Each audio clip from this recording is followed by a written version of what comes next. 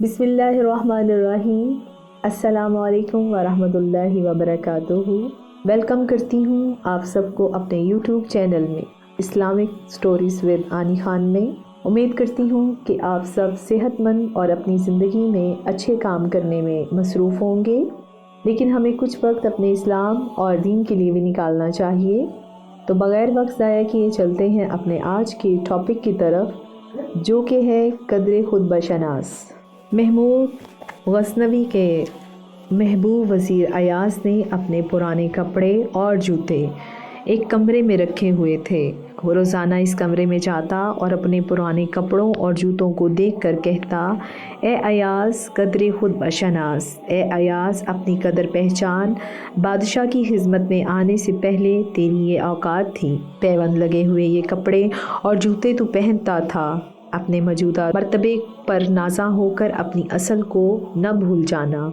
देखने वाले भी क़यामत की नज़र से देखते हैं। इसका रोज़ाना इस कोठरी में जाना भला कब तक पोशीदा रह सकता था। दूसरे उमरा वुज़रा इससे हसद करते थे। उन्होंने महमूद के दिल में शुबा डालने की कोशिश की और कहा कि अयाज़ ने एक कमरा ज़बरदस्त तालों से बंद कर रखा है। किसी को इसके अंदर जाने नहीं देता और ना ही किसी को बताता है कि इसमें क्या बंद है। हो सकता है शाही ख़जाने से बेशबहा जवाहिर चुरा चुरा कर इसमें रखता हो। इसके कमरे की तलाशी ली जाए, इसकी वफ़ादारी का भरम खुल जाएगा। बादशाह अयाज़ की वफ़ादारी और पाकबाजी पर पूरा यकीन रखता था।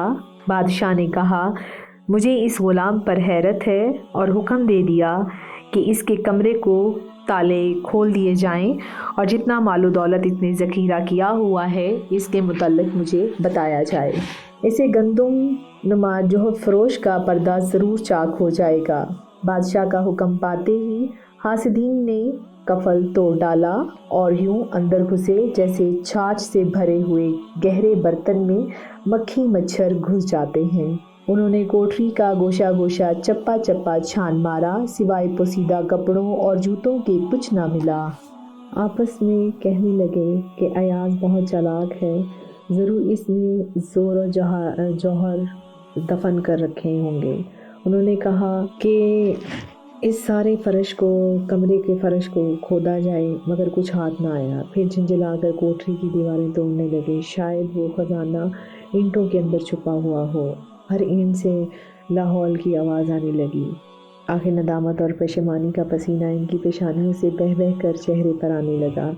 इनकी गुमराहियों और बेहूदगियों का सबूत वो गड़े और टूटी हुई दीवारें थीं जिन्हें इन हासिदीन ने हसद की आग में अंधे होकर गिराया था।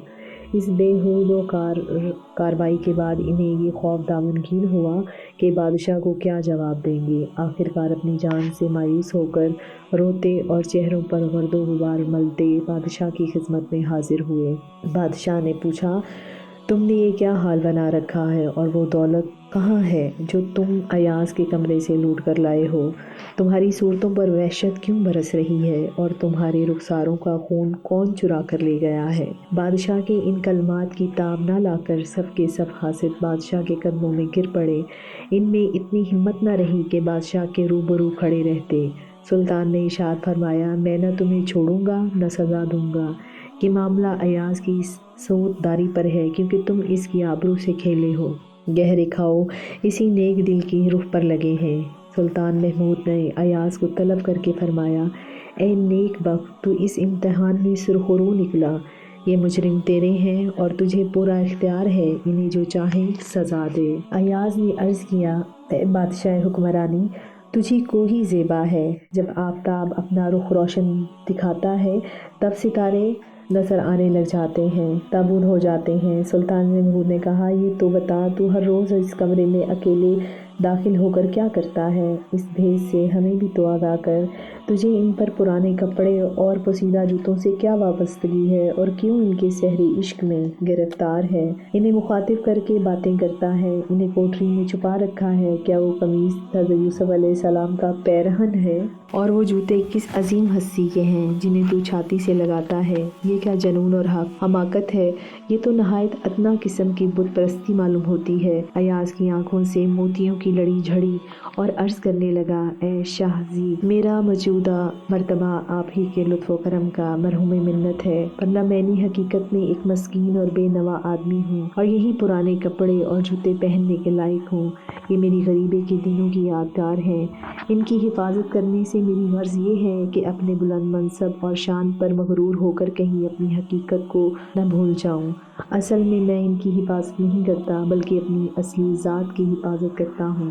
اس سٹوری سے ہمیں یہ بات سمجھ میں آتی ہے کہ اللہ سبحانہ و تعالیٰ جب ہمیں اپنی رحمتوں، برکتوں اور کرم نوازی ہم پر کرتے ہیں تو ہمیں اپنے پرانے حالات کو کبھی بھی نہیں بھولنا چاہیے۔ کسی بھی وجہ سے، کسی بھی مرتبے کی وجہ سے، کسی بھی دولت کی وجہ سے، کسی بھی منصب کی وجہ سے ہمیں اپنے پہلے والے دنوں کو نہیں بھولنا چاہیے، اور کسی کو بھی ہمیں خود سے کمتر نہیں سمجھنا چاہیے، کہ وہ جو اللہ ہے وہ کبھی کسی کو دیتا ہے اور کبھی کسی کو دیتا ہے، اور اس کو نہ تو غرور پسند ہے اور نہ تکبر پسند ہے۔